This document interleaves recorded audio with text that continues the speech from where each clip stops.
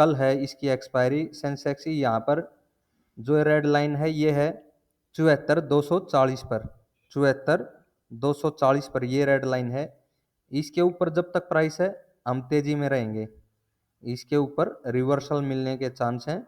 और कहीं ना कहीं टारगेट आपको 74,800 से ऊपर का पहला टारगेट, 820 की तरफ का ये टारगेट फ्रेंड यहाँ पर देखिएगा, ये टारगेट आपको पहला टारगेट रखना है। और सेकंड टारगेट आपको 940 की तरफ का सेंसेक्स में रखना है।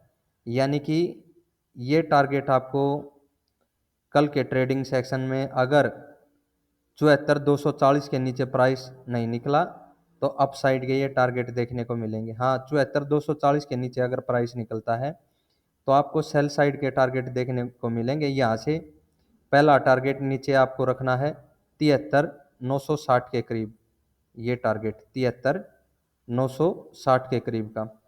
अगर उसके भी नीचे प्राइस रेजिस्टेंस लेता दिखे और नीचे सस्टेन हो तो आपको जो टारगेट रहेगा वो रहेगा 73,600 का सेकंड टारगेट रहेगा। निफ्टी के अंदर हमने आपको 22,414 के ऊपर कंटिन्यू तेजी में रहने को बोला था और कल आपको बता भी दिया था कि अगर गिरावट होगी तो 22,300 350 के बीच से आपको वापस से अपसाइड के टारगेट मिलेंगे। 500 की तरफ का ये टारगेट तो आपको अचीव होना ही था, ये भी बताया था अगर इसके ऊपर निकला तो आपको 620 की तरफ का टारगेट देखने को मिलेगा। फ्रेंड देखिए, टारगेट अचीव करवाने के बाद ही मार्केट वहाँ से एक हैमर बना करके नीचे की साइड में आ रहा है। तो कल किस प्रकार की रणनीति रखें देखिएगा। जो ये लास्ट आवरली कैंडल है फ्रेंड, इसके नीचे प्राइस थोड़ा सा भी सस्टेन होना, वहीं से आप सेल साइड में इंटर कीजिए, सेल साइड में इंटर लीजिए और सेल साइड के ही टारगेट रखने हैं। इसके नियर, इसके लो के नियर हम रख सकते हैं पहला टारगेट। ठीक है, यहाँ से सीधा जो ये कैंडल ब्रेक हुई तो बिल्कुल यहाँ पर रुकेगा प्राइस आकर के, इस चीज़ का आपको ध्यान रखना है। रेड लाइन के नीचे निकले तो आपको 330 की तरफ का सेकंड टारगेट आसानी से मिल, बड़ी तेजी तो आपको जो ये 630 का प्राइस है इसके ऊपर ही मिलेगी।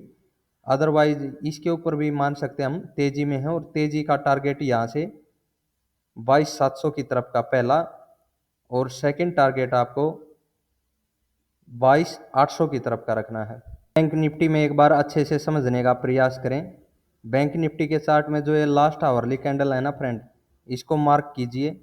इसके ऊपर प्राइस सस्टेन हो तो समझिएगा तेजी है, मार्केट के अंदर तेजी देखने को मिल सकती है। फिर आपको जो ये जोन है ना ब्लू लाइन का और जो ये रेड लाइन का नीचे 280 की रेंज है, यहाँ से अपसाइड के ही टारगेट देखने को मिलेंगे फ्रेंड। ठीक है, अदरवाइज क्या होगा देखिए, जो ये लास्ट वाली आवरली कैंडल है या फिर ये इस आई के ऊपर एसएल रख करके जब भी इसके नीचे प्राइस निकले तो इस आई के ऊपर एसएल रखिएगा। और यहाँ से आपको अगर जो ये जोन है इसके नीचे रेजिस्टेंस लेता दिखे ना प्राइस तो समझ जाना ग्रीन लाइन की तरफ फिर से प्राइस गिरने वाला है। ब्लू लाइन के ऊपर जब तक प्राइस है तब तक तेजी है।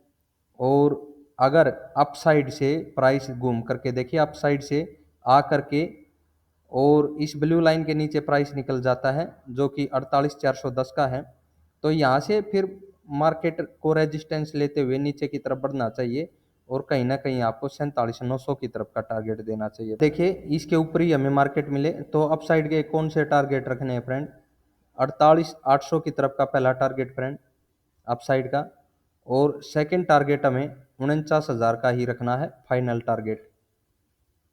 ठीक है, जो आवरली कैंडल है इसके ऊपर हम तेजी में रहेंगे और तेजी का टारगेट फाइनल ही टारगेट आपको 750 की तरफ का रखना है। फिर निफ्टी में फाइनल टारगेट यहाँ तक रखना है तेजी का फ्रेंड। ठीक है, हाँ, लास्ट वाली कैंडल के नीचे जो ये आवरली कैंडल है हम सेल साइड में है। टारगेट आपको क्या देखने को मिलेंगे, 21,400 की तरफ का पहला टारगेट और 370 के भी नीचे निकले तो ही हमें 21,100 की तरफ का सेकंड टारगेट रखना है।